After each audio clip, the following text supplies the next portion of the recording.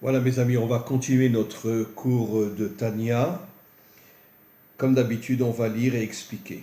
Aliédé Shvirat Libo, on est dans le chapitre 17, au milieu du chapitre 17. Aliédé Shvirat Libo, ou Merirat Nafsho al-Hatav, quand un homme arrive mot à mot briser son cœur et ressentir une amertume terrible sur toutes les fautes qu'il a commises, Kemoshe Katuv Bazohar, comme ce que dit le Zohar, Zivre Elohim Ruar Nishbara, l'homme authentique est celui qui arrive à briser son cœur, c'est-à-dire Lev Nishbar, quand le cœur est brisé, Shaliede Lev Nishbar, quand un homme arrive à briser son cœur, Nishbera Ruar Atuma, il arrive à chasser toutes les forces impures qui étaient en lui,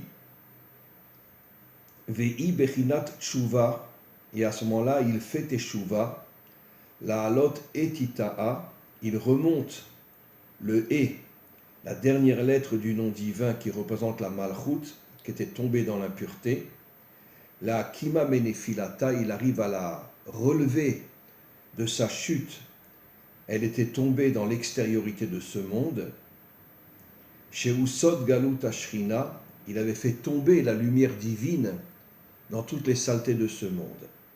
On va expliquer. Qu'est-ce que ça veut dire un cœur brisé? Qu'est-ce que ça veut dire aussi ce sentiment on pourrait dire de peine énorme que l'homme ressent lorsqu'il prend conscience de toutes les fautes qu'il a fait?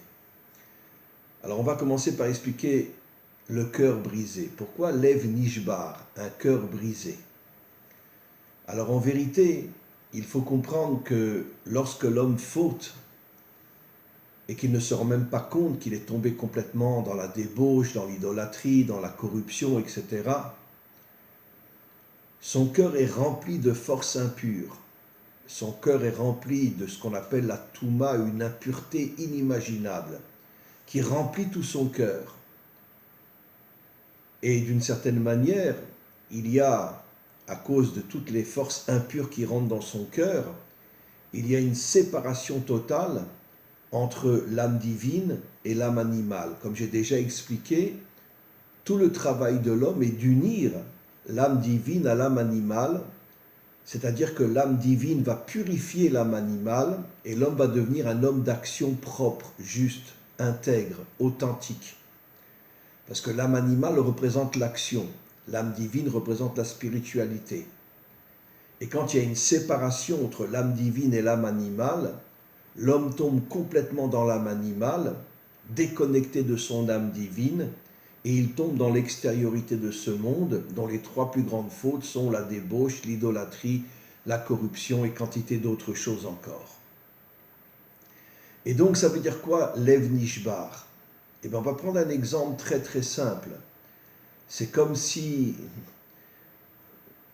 quelqu'un vient pour te tuer avec un revolver. Et puis bon, si toi tu es quelqu'un de fort, tu arrives à lui sauter dessus, tu lui prends son revolver et tu le casses. Tu le jettes par terre et il se casse, de manière à ce qu'il ne puisse pas le reprendre pour te tuer. Ça veut dire que tu casses le revolver et il est en plusieurs morceaux. C'est exactement ce à quoi fait allusion le Baal HaTanya. Il faut casser toutes les forces impures qui sont en nous, de manière à ce qu'elles ne puissent plus agir dans notre cœur. Entre parenthèses, le cœur représente plus l'âme animale, et l'âme, bien sûr, représente la dimension spirituelle.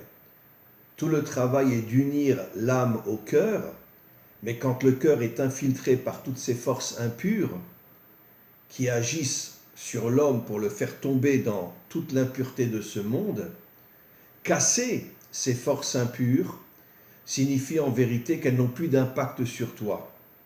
Et après, tu ressens, lorsque tu es arrivé à casser ces forces impures qui sont dans ton cœur, et qu'elles sont en morceaux, et donc elles n'arrivent plus à se réunir et à agir pour te faire tomber dans l'extériorité de ce monde, à ce moment-là, tu ressens tout de suite après la brisure, tu ressens une amertume terrible et tu te dis, mais comment c'est possible que je suis tombé à ce point? Comment c'est possible que j'ai pu faire des fautes terribles?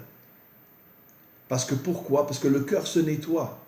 Comme dit le Balatania, que grâce à cette amertume, tu chasses toute l'impureté qui est en toi. Exactement comme, encore une fois, l'exemple, tu sautes sur la personne, tu lui prends son revolver, tu le casses, et puis après tu prends tous les morceaux du revolver, tu les mets à la poubelle. Eh bien c'est ça. Une fois que tu es arrivé à casser toutes les forces impures qui sont en toi, et que tu ressens cette amertume inimaginable, à ce moment-là, l'impureté sort de toi.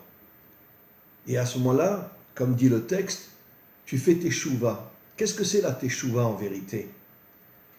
En vérité, quand un homme tombe dans le monde de l'extériorité, d'une certaine manière, puisque son âme est en lui, il entraîne son âme dans l'impureté. Ça veut dire que c'est ce que le Balatania explique, la Shrina. La Shrina, c'est la lumière divine qui est en nous. Et cette lumière divine, elle tombe dans l'impureté. Et la Teshuvah, le retour vers Dieu, c'est relever le dernier Yud Vav le dernier qui représente d'une certaine manière le monde matériel, mais il y a le monde matériel propre, il y a le monde matériel impur. Et donc tu es tombé dans le monde matériel impur, tu vis comme tout le monde, la débauche, l'idolâtrie, la corruption, le vol, etc. Et quand tu relèves le à ce moment-là, tu réveilles ton âme, parce que l'âme était complètement endormie. C'est sûr que l'âme n'a pas fauté, mais l'âme était tombée dans le monde impur, elle n'avait plus de force, elle n'avait plus de vie, elle était complètement enterrée dans le monde impur. Et là, tu réveilles ton âme, et à ce moment-là, tu relèves le et c'est ça la véritable teshuva. C'est revenir du monde impur, du monde matériel impur, vers un monde droit, vers un monde juste. Et ça, c'est la véritable teshuva. Comme je l'ai souvent expliqué, la véritable teshuva, c'est pas fuir le monde. Bien sûr qu'au début, un homme peut étudier, peut se déconnecter de ce monde pendant quelque temps de manière à revenir vers Dieu. Mais l'homme authentique, après, doit revenir dans ce monde et agir d'une manière propre, d'une manière pure, d'une manière droite, d'une manière authentique, pour montrer que finalement il a fait une véritable teshuva. Je suis dans ce monde, mais je ne tombe plus. Pourquoi? Parce que j'ai reconnecté mon âme animale à mon âme divine. Mon âme divine maintenant purifie mon âme animale et je suis un homme authentique, un homme droit. On continue.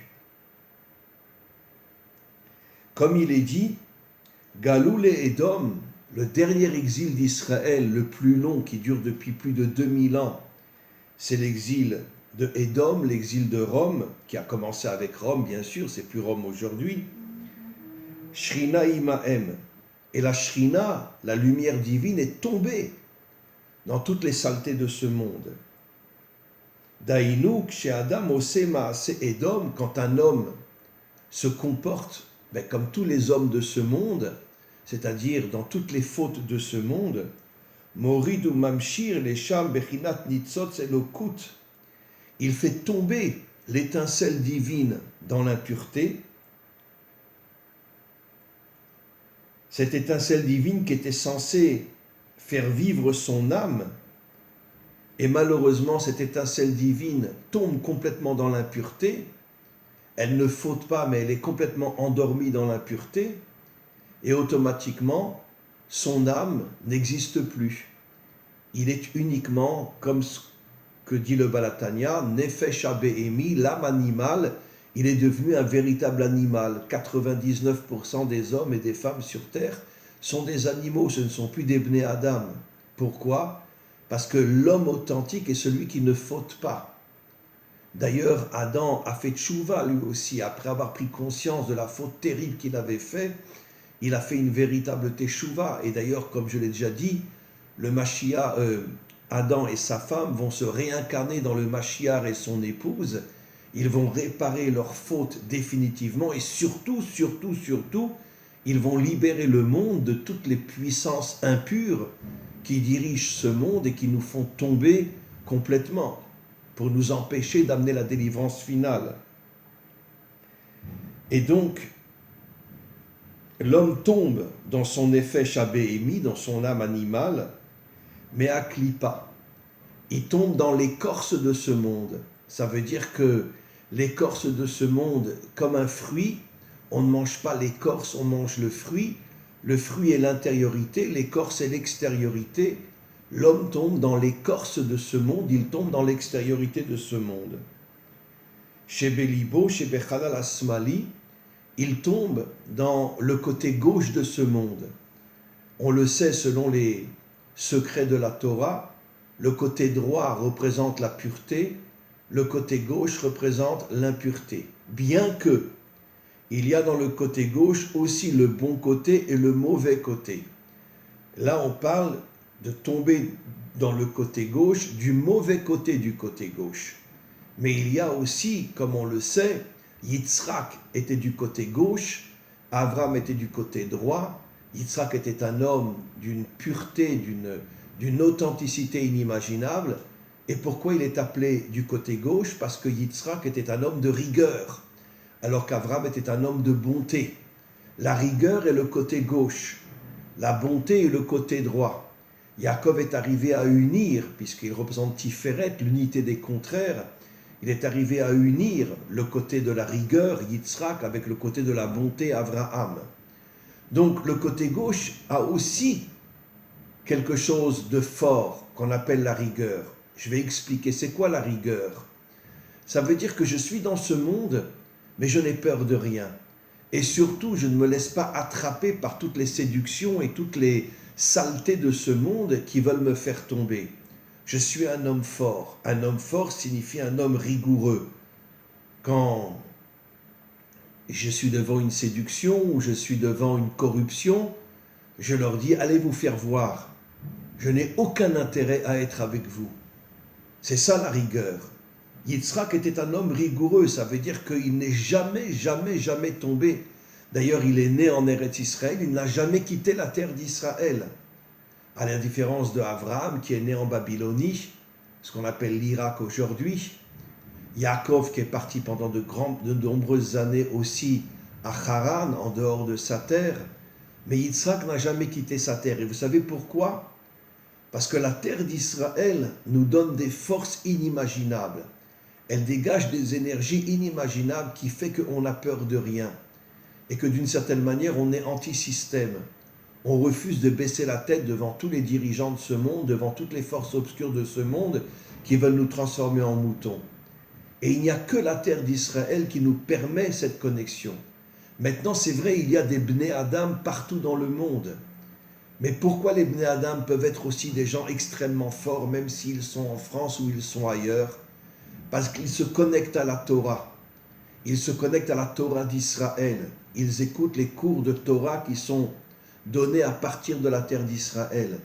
Et dans cette Torah, il y a des énergies, des forces inimaginables qu'ils reçoivent en écoutant cette Torah, et ils deviennent eux aussi des hommes extrêmement forts, extrêmement puissants, qui n'ont peur de rien.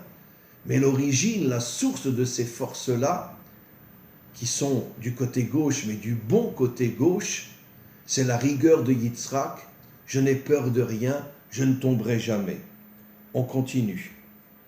Be'odo Racha, tant qu'un homme est encore mauvais, qu'il n'a pas encore fait Teshuvah, ou Moshelet Be'ir Ktana, et tout son corps est envahi par les forces impures, Venaran Kevushim Begola, et son âme est prisonnière dans toutes ces forces impures, ou Kshenishbar Libo, mais quand un homme arrive à briser toute la touma, toute l'impureté, toutes les forces impures qui sont dans son cœur, Venishbera Roar Atuma, à ce moment-là, il brise aussi toute l'impureté qui est dans son cœur, Vesitracha Veitpardu, et le mal quitte le cœur de cet homme-là, Ikama Menefilata, l'âme se réveille grâce au fait qu'elle n'est plus prisonnière à l'intérieur de ces forces obscures, l'âme se réveille, vegam nitzava, et elle reprend ses véritables forces,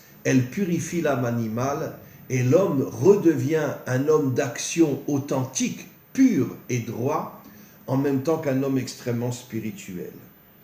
On continue maintenant, on rentre dans le chapitre 18. Biur ber etev milat me'od. Je vais expliquer qu'est-ce que ça veut dire me'od, qui veut dire beaucoup.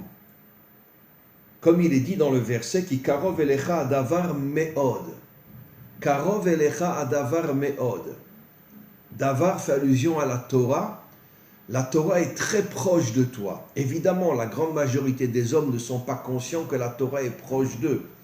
Mais c'est quoi la Torah en vérité? C'est l'âme qu'on a en nous.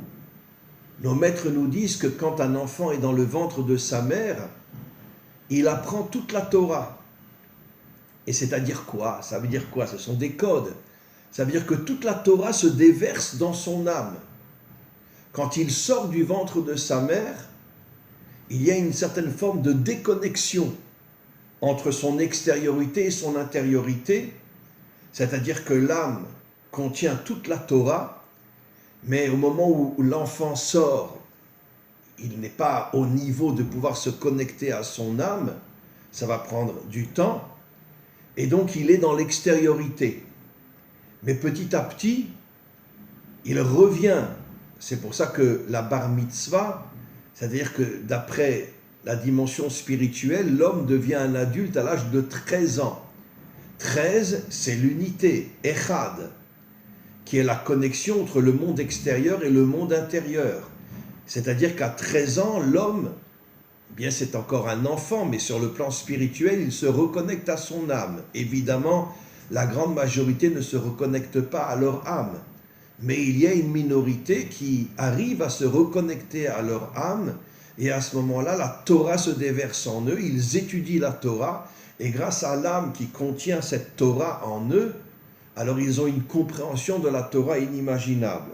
Comme dit le verset encore une fois, qui karov elecha adavar me'od. Alors qu'est-ce que ça veut dire le mot me'od? La Torah est très proche de toi, très très proche de toi. Me'od, c'est très très proche de toi. Mais oui, puisqu'elle est en nous, c'est notre âme. Tsarir lida ne'emana. Il faut comprendre ce que ce verset nous explique. Ki af mishedato ktsara beyediat Hashem. Supposons un homme qui n'est pas un homme mauvais, mais bon, c'est pas un homme qui étudie tous les jours, c'est pas un homme, bon, il fait Shabbat et il étudie de temps en temps, il accomplit les commandements, mais bon, c'est un homme qui est très pris dans son travail, etc. Et il n'a pas le temps de véritablement se consacrer à la spiritualité. Ve'en lo lev le'avin begdulat ensof. Et même son cœur n'arrive pas à se connecter véritablement à Dieu. Leolid mimena dechilo rechimo, d'avoir une véritable crainte et un véritable amour de Dieu. Quand je dis la crainte de Dieu et l'amour de Dieu, ça veut dire que je ne crains que lui et je n'aime que lui. Bien sûr, j'aime tous les gens qui sont des gens extraordinaires, mais quand je dis je n'aime que lui, ça veut dire j'aime lui et tous ceux qui sont connectés à lui, et pas tous les rechaïm, pas tous les méchants de ce monde. Afilu bemocho betvunato levad. Même son cerveau et sa bina, son intelligence divine, sont éloignés de Dieu au niveau de sa propre conscience. Malgré tout, afal piken, malgré cela, karov elav adavar me'od, malgré tout, sache que la Torah est très proche de toi. Lishmor ou la'asot kol mitzvot ha-Torah, et tu peux accomplir toutes les mitzvot de la Torah. Effectivement, on voit effectivement des hommes qui travaillent 8, 9 heures, 10 heures par jour. Quand ils rentrent chez eux, évidemment, ils n'ont pas la force d'ouvrir un livre de Torah et ils sont fatigués. Mais ça ne veut pas dire que ce ne sont pas des hommes qui sont laïques. Bien sûr qu'ils font Shabbat, bien sûr que de temps en temps, peut-être le Shabbat, ils ouvrent un livre de Torah parce qu'ils ne travaillent pas et ils lisent quelques passages de la Torah. Bien évidemment. Ce ne sont pas des hommes qui n'étudient jamais la Torah. Bien sûr qu'ils accomplissent les commandements. Le matin, avant de partir au travail, ils mettent les tefilines et ils font la prière. Mais sur le plan de l'intériorité de l'homme, ils n'ont pas cette connexion réelle avec Dieu. Mais malgré tout, qu'est-ce que dit le texte? Vetalmud Torah keneged kulam. Malgré tout, même s'ils étudient très peu la Torah, même s'ils n'étudient qu'une fois par semaine la Torah, cette Torah malgré tout leur donne des forces inimaginables. Bepiv ou belvavo, dans sa bouche, puisqu'il étudie la Torah à haute voix, on n'étudie pas la Torah uniquement avec le cerveau, quand on étudie la Torah, on la prononce, et la Torah rentre dans son cœur aussi. Mamash me umka deliba, dans l'intériorité de son cœur, be'emet le amito, avec une vérité profonde, une vérité sincère. C'est pour ça que le verset dit, la Torah est très proche de toi. Même si tu es un homme, encore une fois, je me répète, qui n'a pas le temps toute la semaine d'étudier la Torah. Et pourquoi si tu étudies la Torah le Shabbat, tu reçois des forces inimaginables? Parce que le Shabbat, comme on le sait, c'est le jour de Dieu. C'est le jour où Dieu se dévoile dans l'âme d'Israël. Et un jour, il se dévoilera dans l'âme des Bnei Adam aussi. Pourquoi? On dit que lorsque un homme respecte Shabbat, il fait rentrer Dieu en lui. C'est-à-dire que s'il travaille toute la semaine, évidemment que ce n'est pas facile de faire entrer Dieu en lui.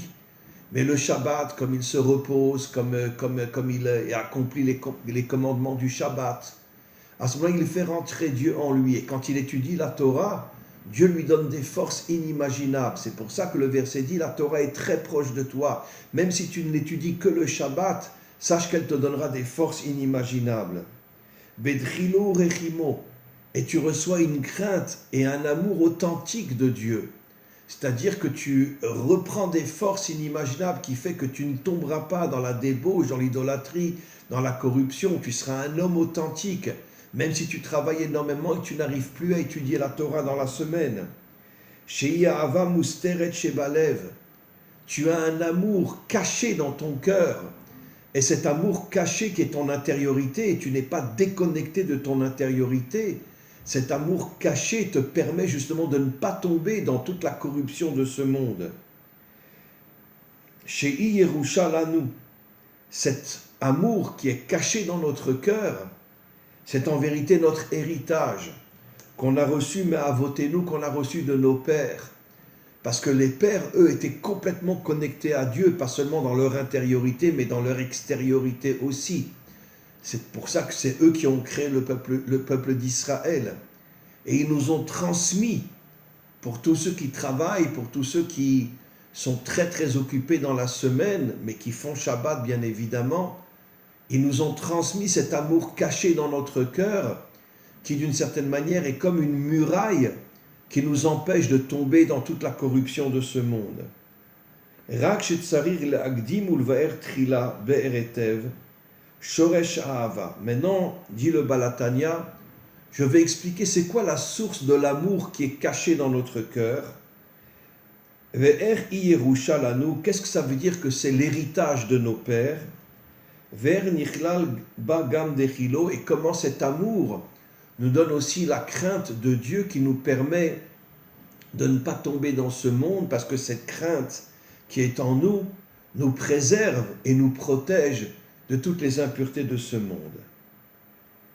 Ve'ainyan, le Balatania explique, Ki avot en amerkava. En vérité, les trois pères, ainsi que leurs femmes, bien évidemment, parce que comme on l'a déjà expliqué des milliers de fois, la femme s'appelle la couronne de l'homme, c'est elle qui lui donne les forces d'être la Merkava. C'est quoi la Merkava? Ça veut dire c'est le réceptacle de la lumière divine. Le réceptacle de la lumière divine, exactement comme tu mets de l'eau ou du vin dans un verre, eh bien les trois pères étaient une sorte de réceptacle qui leur permettait de contenir toute la lumière divine en eux. Ve'al ken zachu lehamshir naran lebnehem. Et c'est pour ça qu'ils sont arrivés à transmettre l'âme à leurs enfants. Parce qu'à partir du moment où ils étaient un réceptacle qui contenait toute la lumière divine, et comme on le sait, l'âme vient de Dieu, comme il est dit dans le verset au début de la Torah, Vayipar be'apav nishmat chayim, Dieu a soufflé dans l'homme l'âme de vie, et il l'a soufflé, ça veut dire qu'elle était en lui, et les pères, en devenant le réceptacle de la lumière divine, sont arrivés à transmettre l'âme divine à leurs enfants. Ad olam, pour l'éternité. Ça veut dire qu'en vérité, il faut faire la différence entre un juif authentique mais qui est laïque et un juif qui évidemment est connecté à Dieu. Lui, c'est sûr qu'il ressent son âme, mais le juif laïque, si c'est un juif authentique, lui aussi a son âme cachée à l'intérieur de lui. Il est déconnecté, mais un jour il fera teshuva. Et je rajoute que chez les Bnei Adam aussi, qui sont des descendants d'Adam et Ève, eux aussi ont une âme. Et de plus en plus de Bnei Adam aujourd'hui se reconnectent à leur âme, parce qu'on est très très proche de la délivrance finale, et il est très très important que des centaines, voire des milliers, des dizaines de milliers de Bnei Adam prennent conscience qu'ils ont été manipulés par toutes les religions pendant des millénaires, et aujourd'hui ils se réveillent et ils reviennent vers la Torah. Et donc, Me'eser Sfirot de Gdusha, l'âme vient des 10 attributs divins, chez Be'arba Olamot, qui se trouve aussi dans les 4 mondes, le monde de Hatzilut, le monde le plus spirituel, après en dessous le monde de la Bria, le monde de la Yetzira, et notre monde qui est le monde de la Asiya, le monde matériel. Et c'est-à-dire que dans chaque monde, il y a 10 sphirotes. C'est évident que les 10 sphirotes qui sont dans le monde de Hatzilut sont des sphirotes qui ont une lumière inimaginable, et puis après la lumière, on pourrait dire baisse un petit peu, et quand on arrive dans notre monde, dans le monde matériel, c'est évident que la lumière est très très très faible. Mais justement pourquoi? Parce que Dieu nous a créés pour réveiller cette lumière, en faisant une véritable teshuva, en nous connectant véritablement à Dieu. Lechol echad ve'echad kefi madrigato, et chaque homme selon son niveau, ou kefi ma'asav, et selon ses actions, afilu akal shebekalim, même en vérité un homme qui s'appelle un poché Israël, qui faute, même si c'est un juif authentique, mais il faute, Nimshar bezivugam nefesh benefesh de malchut de Asiya, malgré tout, il a dans son intériorité la malchut de Dieu, dont il est complètement déconnecté, mais cette malchut de Dieu va l'aider, si c'est un juif authentique, même s'il ne le sait pas, comme un Ben Adam aussi, va l'aider un jour à faire teshuva et à revenir. Combien de Bnei Adam dans le monde font teshuva et reviennent vers le Dieu authentique? Aussi en Israël, combien de personnes qui étaient complètement tombées dans la laïcité se réveillent et font teshuva? Parce qu'on est dans une époque où toutes les forces obscures essayent de nous faire tomber, mais d'un autre côté, comme on dit en hébreu, Zéléu Matzé, il y a un combat entre le monde spirituel et le monde impur, et c'est la raison pour laquelle de plus en plus de personnes font teshuva, les Bnei Adam reviennent vers le Dieu authentique, Israël revient vers l'accomplissement de la Torah et des mitzvot, et comme on le sait, le Mashiach donnera, au moment de la délivrance finale, il donnera la Torah qui correspond aux 70 nations adamiques, et bien évidemment, ils reviendront à la Torah eux aussi. La conclusion de ce cours, je dis encore une fois, je n'ai pas de mots pour louer le Baal HaTanya, le premier maître de la lignée Lubavitch. Et comme vous le savez, je fais aussi un Mahamar du Rabbi de Lubavitch toutes les semaines. C'est absolument incroyable. C'est pour ça qu'à chaque fois que je mets un cours du Mahamar du Rabbi dans mon site, je l'appelle la couronne d'Israël.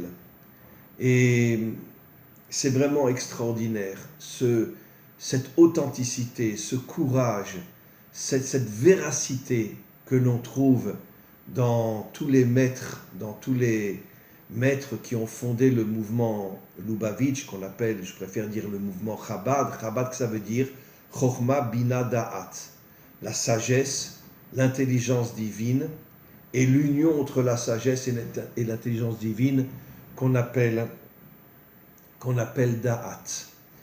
Et Be'ezrat Hashem, on reprendra ce cours la semaine prochaine. Écoutez-le bien, c'est un cours absolument magnifique. Et merci au Baal Hatanya, merci à tous les maîtres qui ont créé le mouvement Lubavitch. Et Be'ezrat Hashem, on continue la semaine prochaine.